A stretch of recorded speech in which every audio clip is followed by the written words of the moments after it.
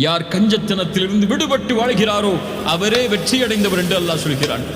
ஹிஜ்ரத்திற்கும் அவர்கள் வருவதற்கு முன்னதாகவே உள்ளத்தால் தங்களுடைய கதவுகளை திறந்த ஈமானுடையவர்கள் என்று அல்லாஹ் அவர்களை போற்றுகிறான். அல்லாஹ் எமக்கு கொடுத்த செல்வம் அதிலிருந்து ஏழைகளுக்கு கொடுப்பதற்காக, வறியவர்களுக்கு கொடுப்பதற்காக, எம்முடைய குடும்பத்தை மட்டும் சூழ்ந்து கொள்வதற்காக அல்ல.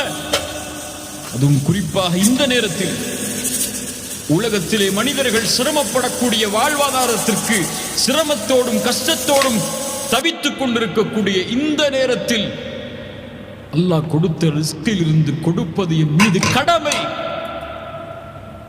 ரசூலுல்லாஹி ஸல்லல்லாஹு அலைஹி வஸல்லம் உடைய ஒரு ஹதீஸ் நம்முடைய உள்ளத்தை உழுக்க வேண்டும்.